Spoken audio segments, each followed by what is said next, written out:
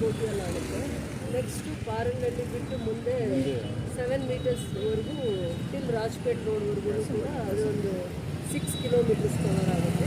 Double road ಆಗಿರೋದ್ರಿಂದ ಈ ಸ್ಟ್ರೆಚ್ಗೆ ಸ್ವಲ್ಪ ಅನುದಾನ ಜಾಸ್ತಿ ಆಗುತ್ತೆ, ಜಾಸ್ತಿ ಕಿಲೋಮೀಟರ್ಸ್ ಕವರ್ ಆಗಲ್ಲ.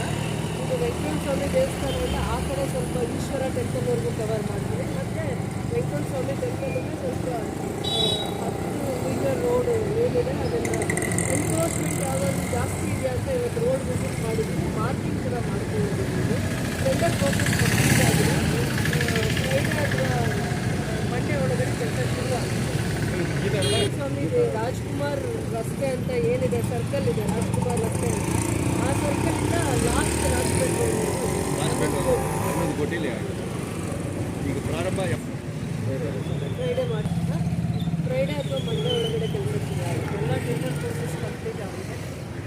ವರ್ಕ್ ಆರ್ಡ್ರು ಆಗಿರೋದ್ರಿಂದ ಕೆಲಸ ಶುರು ಮಾಡಬೇಕು. ಮಾರ್ಕಿಂಗ್ ಆಗಿರಲಿಲ್ಲ, ಅದಕ್ಕೆ ಇವತ್ತು ಮಾರ್ಕಿಂಗ್ ಆಗಿದೆ.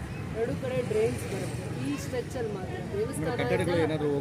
ಈ ದೇವಸ್ಥಾನದಿಂದ ಇಲ್ಲಿ ಮುಂದೆ ಪಾರಂಗಳ್ಳಿ ಮುಗಿಯೋವರೆಗೂ ಕೂಡ ಡ್ರೈನ್ ಆಗುತ್ತೆ. PWD ಇಂದ ಡ್ರೈನು ಮತ್ತು 10 ಮೀಟರ್ಸ್ ರೋಡ್. ನಾನು ಡಬಲ್ ರೋಡ್ ಈಗ ಮಾಡೋಕ್ಕಾಗಲ್ಲ, ಯಾಕಂದರೆ ಬಿಲ್ಡಿಂಗ್ಸ್ ಜಾಸ್ತಿ ಬಂದಿರೋದ್ರಿಂದ. ಬಟ್ ರೋಡ್ ವೈಡನ್ ಇರುತ್ತೆ, ತುಂಬ ಟ್ರಾಫಿಕ್ ಆಗ್ತಾ ಇರೋದ್ರಿಂದ ಮುಂದೆ ಮಾಡೋಕ್ಕೆ ಆಗಲ್ಲ. ನಾವು ಅಂದ್ಕೊಂಡ್ರು ಕೂಡ ಇದನ್ನು ಆಂಧ್ರಸನ್ಪೇಟ್ ಥರ ಡಬಲ್ ರೋಡ್ ಥರ ಮಾಡೋಕ್ಕಾಗಲ್ಲ. ಇದು ಆದರೂ ಬೆಸ್ಟ್ ರೋಡ್ಸ್ ಮಾಡ್ತೀವಿ. ಎನ್ಕ್ರೋಚ್ಮೆಂಟ್ಸ್ ಒಂದು ದೇವಸ್ಥಾನ ಒಂದೇ ಒಂಚೂರು ಮುಂದೆ ಬಂದಿದೆ ಅಂತ ಹೇಳ್ತಾ ಇದ್ದಾರೆ. ಒಂದು 2 ಜಾಗದಲ್ಲಿ ಮಾತ್ರ, ಬಟ್ ಅದನ್ನು ಇವ್ರು ಕನ್ವಿನ್ಸ್ ಮಾಡ್ಕೊಂಡಿದ್ದಾರೆ. ಒಂದೇನೋ ಸ್ಟೆಪ್ಸ್ ಜಾಸ್ತಿ ಏನು ಎನ್ಕ್ರೋಚ್ಮೆಂಟ್ ಇಲ್ಲ. ಮೇಡಮ್ ರಾಜೇಶ್ ಕಾಂಬ್ರೆ ಅವರು ಯಾವಾಗ ರಾಜೇಶ್ ಕಾಂಬ್ ಆದಷ್ಟು ಬೇಗ ಆಗುತ್ತೆ. ನಡೀತಾ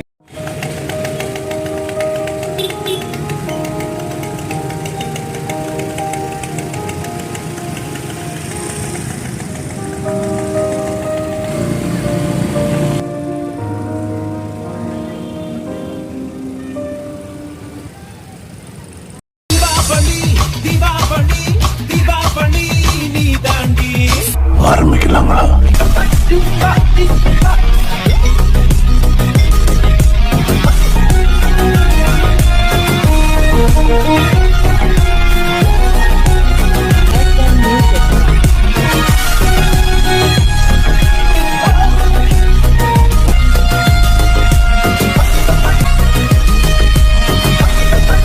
தரம் என்றும் நிரந்தரம், தரம் என்றும் நிரந்தரம், தரம் என்றும் நிரந்தரம்.